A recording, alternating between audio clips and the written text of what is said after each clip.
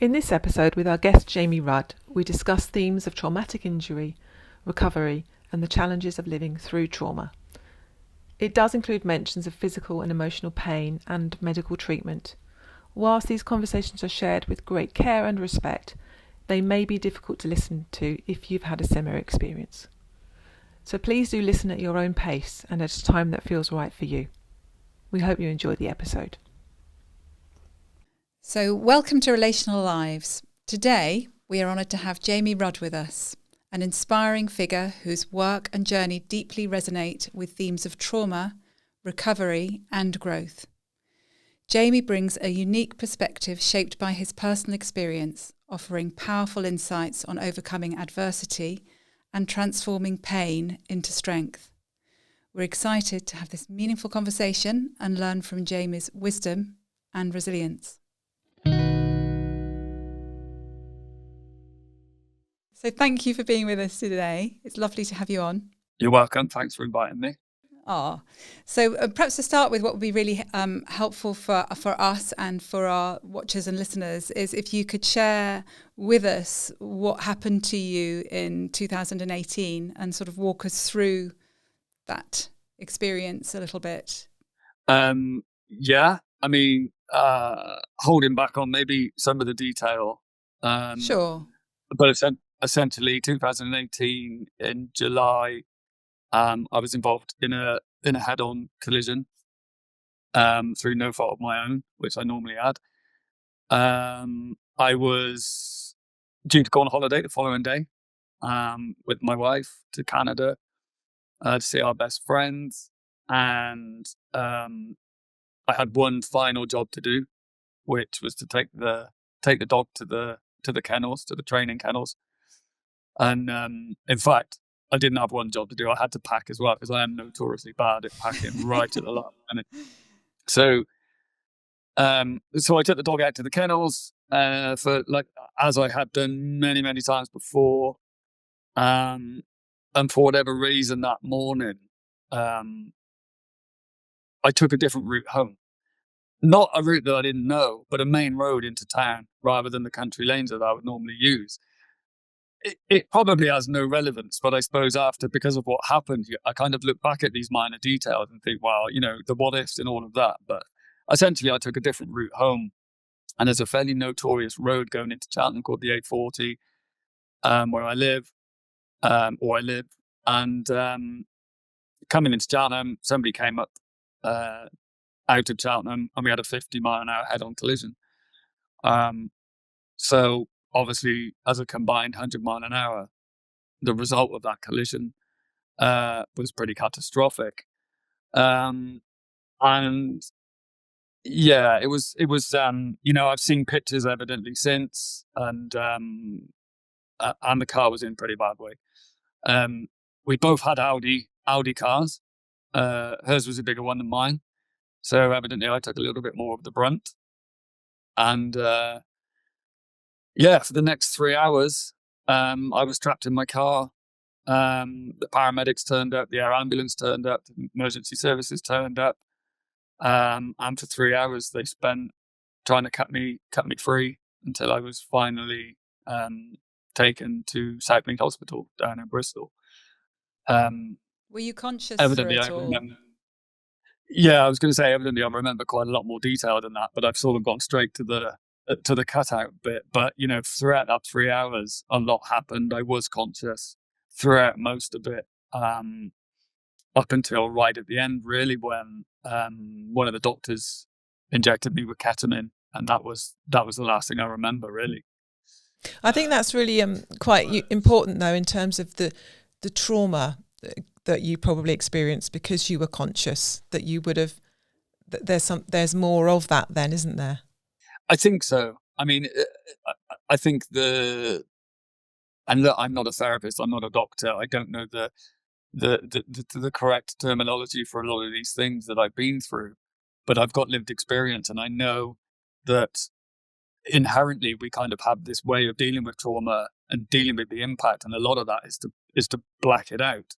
So what happened, I'll jump forward a little bit, but since the accident, and really still to this day, there's still black spots where I don't really remember fully exactly what happened in certain, maybe split seconds. And I think your brain allows you to, that's the kind of protective mechanism built into us. Yeah. But evidently there is stuff while I was conscious that I do remember. I was drifting in and out of consciousness. So maybe some of those times where I was unconscious, if you like, with the black spots, I don't know. It's I don't go there too often to try and explore the why, But when I tell my story, some of the things that I focus on, because I suppose what's come out of it, I like to think is positive, is some of the events that happened throughout that 3 hours. Now, the first thing that happened was there was a guy driving to work that morning, a guy called Marcus, who I always call him my first superhero, Oh. who essentially saw what happened 3 cars ahead. He jumped out of his car and he ran to the what was the smouldering wreckage of my car, and he sat in the passenger seat and kept my airways from blocking. So he essentially saved my life. That act of kindness, an absolute stranger, to jump into somebody's car that's just been hit, to essentially risk his own life in a way. He saved my life that morning. Oh, amazing. Have you stayed in touch? We have, yeah. Yeah, because I can imagine that must have been a very, in like you say, in those circumstances and what you were both going through from your different perspectives, that must have been a very kind of very powerful experience in some ways, having somebody there. And I think there's a lot, isn't there, around trauma and having somebody with you, sort of being a kind of calming influence, as it were, alongside, can be very helpful, I think, can't it, to help with the shock that you will have been going through? I think it was probably bigger than I definitely realised at the time. I mean, obviously I was in a bad way. I mean, we can go on to my injuries, but I think it was bigger than I realised, in that he was a kind of comfort blanket for me. Mm. But there was also, I've got to mention another guy. There was a second superhero that day who was another guy who jumped in, who saw what happened, and about, I don't know what the timescales are, but it was a few minutes later, he jumped into the back seat of my car to help this other guy. So 2 strangers in my car that are both helping me, who as a combined act of kindness saved my life. So that was, for me, it was like a shining light that I wasn't supposed to die that morning for whatever, I just believed that they were there. They were like my guardian angels. I know it sounds a bit, but things happen for a reason, I believe. And essentially those two guys are the reason I'm still here. So Jamie, if either of us ask a question you don't want to answer, you don't have to, of course, but I'm wondering about that experience of being trapped in the car and what was going through your mind, if anything.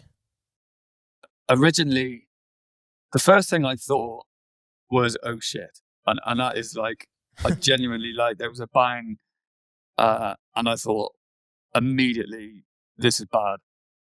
I just had a sense. And I'll go into why. My left leg became trapped. So the engine of my car imploded inwards and it trapped my legs. Gosh. So my left leg was completely trapped.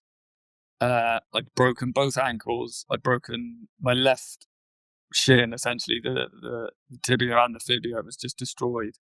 I had a compound fracture of my right thigh. I had broken my left wrist and arm. I had broken my lower lumbar, lower back, and I'd broken 2 vertebrae. So the C2 and C5 in my neck had both been shattered as well.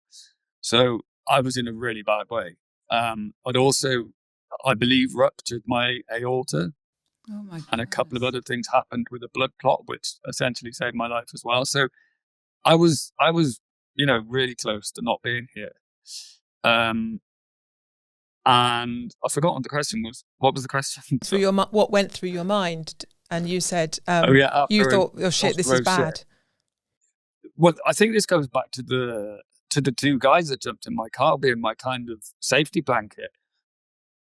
I remember having kind of jokes with them and just conversations about the weather and where they're from. And I think that was them trying to keep me calm. I genuinely do. So I wasn't sat there just thinking, oh my God, this is really, really bad. I'm going to die. That didn't enter my mind. I was like, this is all right. We'll be fine. And the more oxygen, like the first guy, Marcus, he demanded oxygen. And he kept the oxygen being pumped into me. And I think it just kept my mind straight. So for a long time, I know it sounds weird, but I knew I was trapped, but I felt okay. Weirdly. And I guess there would have been a lot of adrenaline, wouldn't there, have been going around your body, because in terms of pain levels, I imagine that you must have been a lot in pain, but somehow distracted with the people in your car. Yeah, the distraction was key, but I don't even remember that much pain. Okay, how interesting. Weirdly. For me, the biggest things I remember were the impact. There was a bang, and then a feeling of just being trapped. Mm-hmm. Yeah, but not necessarily large amounts of pain. Did you? This is going to sound like a daft question, but did you at any point think, "Oh my God, I'm not going to be able to go to Canada"? Yeah. Yeah. I did actually. I also thought. And this is where it gets difficult to talk about a little bit, because I knew I was close to maybe dying. Yeah. So I sort of said my goodbyes in a way. Oh goodness, right. Yeah. That must have been really tough. Yeah. And again, I guess having those two superheroes in your car with you, I imagine, and again, you use the description of the comfort blanket. Did that help with that part of fearing imminent death? Did it help having them with you? Yes, but then weirdly, I think it was after the maybe when the adrenaline was starting to fizzle. That's when I was probably drifting and thought, "Oh my God, this is quite bad." And there's no amount of, that was more of an acceptance than anything, Right. Yeah. Oh God, it's one of those things, isn't it? You were just driving as you normally would, a normal day, getting ready for your holiday, and out of the blue this happens. It's a life-changing moment. So you were taken to Bristol to hospital. Is that what you were saying? So they got you out after sort of 3 hours of being in the car, because that's a long time, isn't it, to wait in a fixed position with all the broken bones and that you have described. So they eventually got you out. Yeah, so I was eventually taken by ambulance to Southmead. I think they had to operate on me immediately in the ambulance, so I couldn't be taken by air ambulance. Okay. Gosh. Because I was... So actually in the ambulance, you were having an operation? I mean, again, don't quote me on this, but they had to stabilise me immediately. I think that might have been a blood transfusion or whether that happened at the scene. I mean, I'm probably the worst person to ask on all of this because I was evidently the one that was in a bad way. But yeah, I was to be stabilised. I couldn't be taken in the air ambulance. I had to be taken via road.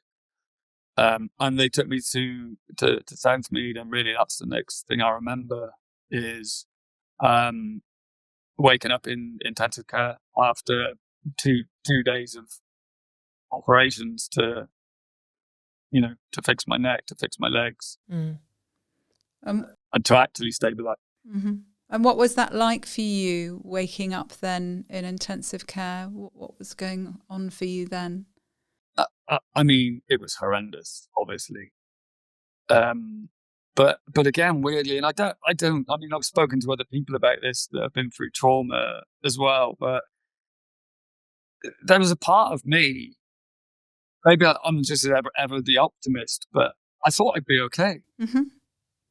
And I actually said to my wife, I reckon I'll be out of here in 4 weeks.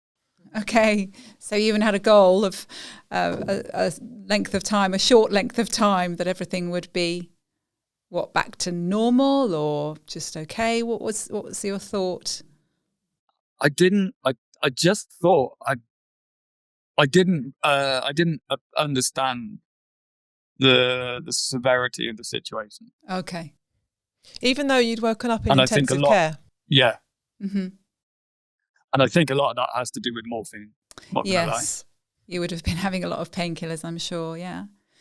So when was it that you first remember having some contact with your loved ones, family, or your wife? When was that first kind of experience of remembering them coming into it? I think it would have been whilst I was in the ICU hospital bed, and evidently I've got my wife and my close family around my bedside, so that I think that's when the severity hit me. And as you start to you take a moment, don't you? And I mean, I say this like everybody knows, but this is what happens: is that you lie there and you slowly start to piece it all together in your mind as your mind starts coming back together. And then evidently I've got tubes everywhere. I can't move. I'm dead on my back. I've got a neck brace. Everything then starts to hurt. And I think that's when your mind starts doing the roller coaster thing. And and then it sort of spirals from there in a way. Because the thing about trauma is it's that when you experience trauma, when you're in an accident like that, when you're unconscious, when you're being medicated, your brain cannot process things in the way that it normally would. We're taking in information all the time and our brain's processing it and filing it away, doing what it should do. But when you go through that, it can't do it. So it's like all these pieces of the puzzle flying around and you're trying to make sense of it bit by bit, I guess. And when you're coming off the drugs as well, I suspect that's changing it again. I think because that process was years down the line. Piecing it together. Coming off the drugs, Okay. I was heavily medicated for a long time. But I think when I was in ICU, I don't know if everybody's like this, but I was very much focused on like rehabilitation, like what were the next steps to get better. Okay. And I knew they would be small. The severity and the kind of size of the rehabilitation started to dawn on me. But I always looked forward. I never looked back at what had happened. I always looked forward at what I might be able to get back to being. Yeah. This sort of leads on to another question that we have, which was around the person that you were before your accident and the outlook on life that you had then. So what was the person? How did you think back then? Were you always positive? Would you always think about, moving forward? Did you? I guess it's like what changed before and after, and was it the person that you were before that meant that you were able to sit in that hospital bed and think, I need to recover, I'm going to recover? So there's probably two questions in there. Well, I think I've always been optimistic. I don't like the word positivity. I think we use it a lot with the magazine and Soulkind, but it can be overused. And you can't be positive all the time. Yeah. No. But you can certainly be optimistic. Yeah. Mm-hmm. And think in a pattern that means that you're thinking about how you're going to get better or progress, rather than focusing on the negativity of the thing that's put you there. Yeah. So you're not denying your reality, but you're focusing on what can be done to move forward. And you say you were always optimistic. Sure. Yeah, I've always been a fairly optimistic person. So that must have helped enormously I'm then. not scared to make a mistake. Right. Yeah. So yeah, I can imagine that really helped. And what other things do you think? So optimism sounds like it was important in terms of your character, in terms of moving forward and looking at each little step that would happen to improve things for you. What else do you think you drew upon to help you through that? Ooh. I mean, I'm an incredibly stubborn person as well. And I think that was the one thing, not the one thing, but that was the thing that has got me through to this point, is that I'm determined. I won't give up. And even if that means failure, I still wouldn't give up, you know? You'd still rather keep trying than throw in the towel. Mm-hmm. Yeah. And it sounds like that's paid off. Well, I'm still here. Yeah.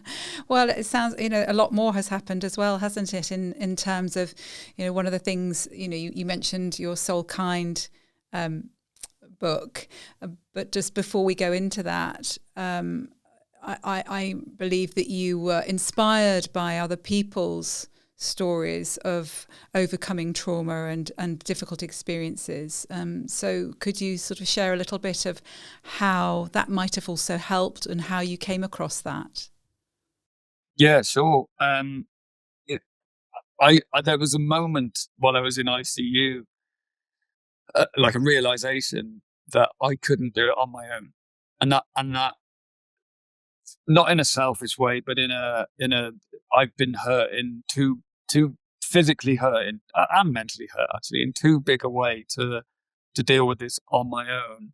And even just with my immediate support network, as powerful and needed as that is, after 8 o'clock, when the visitors leave, you're left on your own. And they were the times that were probably most difficult, because for me as a creative person, my brain started to think too much, way too much.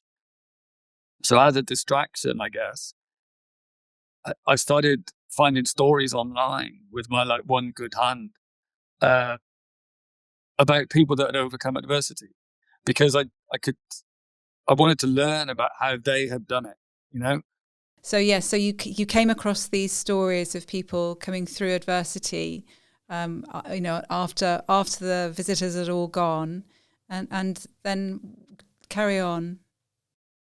Yeah, so that and that was deliberate, because I needed that kind. It comes back to being a kind of comfort blanket, I suppose. That I wanted to see how other people had done it, or people that had come out the other side as a kind of, it was a distraction, but it was also an encouragement that if they can do it, I can do it, kind of thing. So I started reading these stories, and the power of storytelling. It's like it goes back to primal times, where as human beings we need this, and it empowered me. I read stories and there's a couple that are significant. There was one guy out in America who was a firefighter, and he was hit by a double-decker bus and trapped on his bike, and he was training to be an Ironman at the time. And 2 years later, he ran the Boston Marathon. He went through a lot of rehabilitation, and his, and everybody's story is different, and everybody's injuries are different. But it demonstrated that it's possible to be completely broken and then believe that actually in time your body is such an incredible thing that it will put itself back together the best it can, and give you the opportunity to live again. And that there was one thing that he said that still resonates with me today. That was, I'll never be the person that I was. That's mentally and maybe mentally, but more so physically. He was talking. I think he was quite vain, actually, and he was in good shape, right? He was an Ironman. He was in good physical shape, and he looked at himself in the mirror one day, and his body was sort of contorted and a bit wonky, and he became really fit again. But physically, he looked different. Like the manifestation of that was slightly different to what he was when he was an elite athlete, if you like. And it resonated with me because I thought, if you put the hard work in, your body can give you something back, but I'll never be what I was before. And I think if you can come to terms with that, you just end up being the best person and the best physical person you can be, and work hard to maintain the strength. And you look how you look. So that was a really big learning early on for me, that the recovery was possible. I would just be in a different physical shell. And it sounds really important, which is another part, I think, that we find for people who have been through difficult times, is also your mindset. And it sounds like how you were thinking about things that, if people find that very difficult to do, if people are feeling really low and possibly heading towards maybe feeling depressed, it's harder perhaps to have that kind of outlook, isn't it? And I'm hearing from you, your mindset, how you were thinking about things, that optimism was a really helpful combination to be able to accept that you could hear these stories from other people and what they've been through, take the positive from that in that instance to motivate you maybe more, but also to be able to accept that you had gone through things which you were now different in terms of physically. You wouldn't look the same, as it were. You wouldn't be the same as you were before the accident. Yeah, I think you're absolutely right. I mean, I think a lot of it comes down to maybe even ego to a degree. You're one thing that happens in hospital when you're that broken is dignity goes out the window.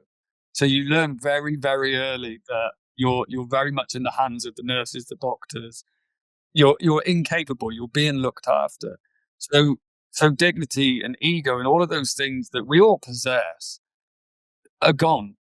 So you do change, because I think what you have to have acceptance. Once you have acceptance, and you allow yourself to be vulnerable, which I talk about now when I do, if I'm invited to talk about my story, a lot of that is now about vulnerability, because of course there's been dark times and depression and ups and downs. I think that's just natural, and we all go through it. But I kind of learned about the process of dealing with these things, and actually understanding that they'll come and go, and life goes on. This is all the learnings. This is all learnings from especially from other people's stories. That we all go through the same emotions. We all go through good times, bad times, ups and downs. But ultimately, that vein of life continues, and everything comes and goes. And I think that was what the beauty of the stories were. That there's people are vulnerable. People do go through shit. But you can come out the other side of it. And I guess that's the simple level of it. And how would you have said, in terms of before the accident and the person you were, how would you have thought about vulnerability then, do you think? I think that's a really good question, because I don't. So I run my own business as a creative, as a marketing and creative director. I think I was always challenged within my work. I didn't like to show vulnerability. I didn't, because I probably saw it as weakness.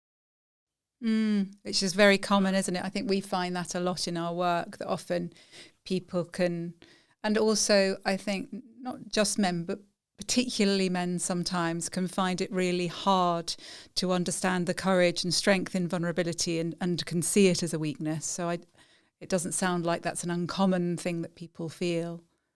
I mean, I guess as well as it sounds a bit cliche, but But I think you're right. I think it's difficult. I don't even know if it's especially men. Maybe it is, but I think human beings find it difficult to show vulnerability because we don't want people judging us for being not knowing things. You know that it goes back to being in school for me. Like putting your hand up in class, just going, do you know what? I don't know. I want to learn. So, and the way we learn is by being vulnerable. It's by going, I don't know that. Can you tell me so that I can learn? But at school, I didn't even look at it that way. I'd be like, oh no, I don't want to look like the class fool that doesn't know the thing. Whereas the reality is 80% of people in class that's didn't so know true. that thing. We've talked about that, haven't we, in other episodes sometimes, where the impact of our experiences at school can have, that can carry through into our adulthood. Absolutely. It's so true. Yeah, I always remember it was when I was probably about 25, maybe a little bit older, and I was at college doing the counselling training, and we were all sitting round, and the lecturer had been talking about a topic, and he said to one of the girls, he said, "Oh, what do you think about that?" And she just went, "I don't know, because I don't understand what you're talking about." And I remember looking at her thinking, oh God, it's all right to admit you don't know. And that was such a turning point for me of thinking, oh yeah, it's all right to say, I don't get it. Yeah. It is that vulnerability of, I don't know. Can you help me? Yeah. But isn't that strange is that maybe that's part of becoming an adult, that we do start to like break down this idea that being vulnerable is a bad thing. Maybe that's, I don't know if it came out of the accident. I think that's part of getting old as well. I'm approaching 50 and I care less about being judged by people because I feel like I've given life a good, I've learned stuff. I've made mistakes. Like I said straight away, I don't mind making mistakes. If people want to judge me for that, judge me. It doesn't, whatever. I think the vulnerability thing is really starting to intrigue me, and when you allow yourself to be vulnerable, you start to see like in other people how they're not allowing themselves to do it, if that makes sense. So one of those things for me is public speaking. I was listening to a podcast today about it and how it puts the fear of God into me. But I still sort of force myself to do it because I think it's really beneficial to be vulnerable, to put yourself outside of your comfort zone and just challenge yourself a little bit. Yeah, absolutely. And this is why it's so important for you, for us to have you on this podcast, because this is what we want to encourage people to hear, is the experiences that you've gone through and where that's led you, and also therefore helping people who might struggle with some of those things, and hearing your story might then help them. So I think it's really important, and we can certainly identify with sort of the public speaking thing. Even doing this podcast has been a real challenge for both of us. It's something we would probably, I think, both class ourselves as introverts. We can go to a place where we have a sort of imposter syndrome type thing going on, and so it's because this is so important to us. It's been the motivator for us to be able to challenge ourselves with our vulnerability. So we can kind of perhaps, I'm speaking a little bit for you as well, Ali, but I think we could probably both identify with that. Oh yeah, it's I love acceptance and commitment therapy, but the whole idea of that is, what are your values? What's important to you? Can you accept who you are and where you're at now? And then can you act according to your values, even though you may have certain limitations? How do you do that within those limitations, or stretching those limitations? So that's what you were talking about, really, wasn't it? That you were accepting, okay, this is how I am now, this is what's happened to me, and I want to move forward, and I want to challenge myself to follow my values. It probably live is the way I want to live. You've articulated it a lot better than me. Oh. I think it's just different, putting a sort of an understanding, isn't it, into what's your lived experience. Yeah. It's it's that framework around it, isn't it? That you've done it, and there's a whole therapy around this that you've done without actually having the therapy. So you've saved yourself quite a lot of money there, Jamie. I mean, don't get me wrong. I've had the therapy as well, but I've always been I've been a believer that I look at myself first, and think, can I work through this as a process? And if I can, I'm all right. If I'm really, really struggling, then therapy's great as well. So you've had a good experience of therapy? I've had good and bad.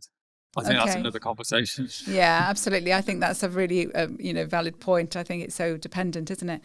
So could you perhaps tell us now a little bit about Soulkind and how that came about and what it is for people who don't know? Yeah, sure. So off the back of these stories that I was reading in hospital, essentially, I thought, as I read more and more of them, I started to learn more and more. And I was thinking, well, if this can help me on this process, it can help other people. And again, I know it's a little bit cliche, but, if one of those stories can help one other person by you going, look, have you read this? Because people did it to me. They're like, read this story. I was like, well, maybe they belong in some kind of book that I can give, that people can buy and read and be inspired by. And so I read a story about a guy called Aaron Baker, who had the same neck injury as me, and he was told he would never walk again. And then after 16 years, he essentially walked across Death Valley with the aid of a stability thing. But just that journey, it is amazing. And obviously I've not done his story justice, but it's an incredible story. He's got an Amazon documentary about it. And that story was like, oh my God, he genuinely inspired me to walk again. I just thought, if he can do this, I was told I may never walk again. I might lose my legs, et cetera, et cetera. But little by little, I just thought it gave me hope. And that's what these stories were. I was reading these stories that gave me hope. So essentially, I put them into a book. A photographer friend of mine called Chris Bolton, who was looking for another project at the time. We kind of came together and we put all of these stories into our own book, and we called it Soulkind. But we wanted, so I've left hospital now. Okay, I'm in a slightly better place. I've still got my leg, and I've worked my way onto crutches. It's taken a year or so of rehabilitation. And I'm learning all of these stories as I go. So I'm finding people with incredible stories to tell. So I've said to my friend, like, why don't we go and meet these people, get learnings from them, do a photo shoot with them, because it's what we're good at, and put them into a really cool book. Then we can sell the book. People can be inspired by it. And if it makes a bit of money, that's great. And we can go and make another one. And that was the premise behind the idea of Soulkind. It was inspirational stories that could help other people. And they're beautiful books. We've seen them. They're beautiful. Yeah. I mean, essentially they're coffee table books. I was thinking that they are just that. They're just the right size. They're lovely to flick through, and you can kind of read one story and then put it down. Yeah, and that's the idea is that they're digestible stories that I write. Yes. But I write it from my point of view about meeting these people and what my learnings are. And I think by doing that, it gives it a bit of a USP, but it also it comes from a place of my own trauma and what I've learned and what inspires me through them. And I think in turn, that voice then is what ends up on the paper, and that's what other trauma survivors get to read and hopefully take learnings from. And it's something nice about it being in print, I think. Yeah, but that's been my background: publication design, marketing, brand. So that's kind of the bit I was good at. and you know, so I always wanted it to be tactile. But I think So it fast forward sounds to like modern, you're kind of bringing together the Jamie from before with what, all the experience and the things that you were doing then, that it was bringing that together with the Jamie after. yeah, you're absolutely right. I think if you fast forward to present day, what I eventually realized, we did three editions of the book. I'm just about to launch the fourth, but we established after the second that coffee table books don't make money, they don't sell, as beautiful as they are.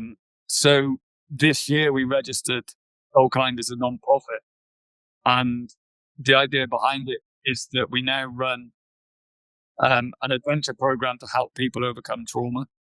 So it's sort of it's all based around the storytelling community, and the storytelling is really, really important. So we do live events with our contributors that tell their stories in front of an audience. But ultimately, it's now a community. It's building a community of people. So it is a book still, but it's also live events, and it's also a storytelling community where we share each other's learnings, or share each other's lived experiences and take learnings from them. But that sounds also really important in terms of when we were talking about trauma and the processing, that actually part of that is telling the stories, is in a way, isn't it, is going over them to allow a certain amount of the processing to happen. So I'm hearing from you, Jamie, to be able to hear other people's stories actually is impacting you as well, that for you and your learnings from them as well as your learnings for you. Is that right? 100%. So, and that's what Soulkind to me has always been about, me learning as much as it has passing this information on. It's bigger than me. It's just it's a kind of carrier. It's a platform to be able to showcase other people's experiences, and then we can all learn from each one of those stories. And you might just take the smallest little anecdote away from somebody, but every little bit of learning helps, is what I think. Yeah, fantastic. And I think what you said there is we can all learn. I think you're right. Everyone can learn. You don't have to. You don't have to have been through trauma to learn from these stories, these experiences. In fact, I think sometimes it would be great, wouldn't it, if people could learn from other people's difficult experiences, not have to go through it to get to that point of appreciating things. Mm-hmm. Yeah, I think when we do our live events, I mean, we don't end up with an audience that have been through trauma. We there's some people have, some people haven't, and I think you're absolutely right. It's about giving somebody the platform and the space to tell their story. And what I love the most is that we started off Soulkind where some of these stories were quite well known. But actually, it's the untold stories that intrigue me the most. It's the people that don't believe their stories are worth telling. So, Jamie, I'm aware of the time, and I know that you have an event coming up for the non-profit part of Soulkind. Would you like to just share a little bit about that so that people know and perhaps can donate or can be a part of it? Could you share what's coming up? Yeah, I'd love that. So I think I've always believed in lead by example. So last year, when we set the non-profit up this year, it would have been last year, we embarked on a fundraising event which we called Walk the Ways, and we walked the Gloucestershire Way, and which was 108 miles, and that came from a guy that was told he might never walk again. So it was pretty, big for me to do. And we thought, well, why don't we just continue it? And we end up walking all of the ways. We do one a year. I've actually found out there's 700 now, so we can't do all of them. But the idea is that we do one way a year. The premise behind it is fundraising for the beneficiary program, which will help people overcome trauma. But we're walking the South Downs Way on September the 19th. And it's 100 miles. We're going to do it from the 19th to the 27th of September. We start in Eastbourne and we walk to Winchester. And this particular one, we are raising funds for CSA survivors, so child sexual abuse survivors. So again, it's trauma informed. It's a really important topic for one of the stories that's in the next magazine. And we're doing it because, hey, we want to raise the funds, but also we're doing it because to walk and talk with other people that have been through their own lived experiences is a really, really nice way to take some learnings. So basically walking and talking. And can people join along the way if they want to they can. be a part of it? Yeah, if you go to our website, which is soulkindpeople.co.uk, we've got a little link to Walk the Ways, and the itinerary's on there, so you'll see where we're walking to every day. It's all been split with commute. You can join us for all of it, or some of it, or an hour of it. It doesn't matter. We'll be along that route. There's a Just Giving page if people do want to put their hand in their pocket, which is always, I always find that a difficult ask, but we've got to raise the funds in order to do what we want to do with Soulkind. So absolutely, it's a fantastic cause. Yeah, brilliant. And I guess that's all on there as well. We'll put all the information in our show notes as well, so people don't have to, if they've not got pens with them or are driving as they're listening to you, they can go look in the show notes and we'll be able to go there. So will they also be able to find the way to be able to donate on there too? Yeah, there's links. I've put buttons on the page so you can join the walk or donate. Fantastic. And there's a little bit more about the why we're doing it. Yeah. Lovely. Jamie, thank you so much. It's been so lovely to talk with you, and everything that you're saying is going to be so good for people to hear your story. And like you're saying, you're carrying on telling those stories, which is fantastic. So just to finish up, we do a funny little segment, which we would like you to be a part of if you don't mind. And it's called Would You Rather? Would you rather? So, would you rather give up showering or internet for a month? Oh, internet. Okay, that sounds like it was easy for you. Why? Because nobody likes being like after a few days of non-showering. That's bad, isn't it? A few days of no internet. That's pretty peaceful. Okay. Would you rather live in a world without music or a world without colour? Oh, there it is. Colour. Okay. Why? Because we all look better in black and white photos. We do, don't we? Why is that? So, Jamie, thank you so much for being with us today. And it's been... Yeah, really good luck. And that's down our neck of the woods. Unfortunately, both Ali and I are away at the time that the walk's happening, but we can say to everybody that the South Downs are beautiful. So it will be a lovely thing for people to be able to join. And it's not going to rain at all. It's going to be beautiful weather for you. Yeah, Ali's organised it. It's going to be great weather. Hey, listen, it was wet last year, so it's got to be dry this year. Yeah, absolutely. Thank you both. Thanks for the invite. It's been a really good chat. You're so welcome. Absolute pleasure. Take care.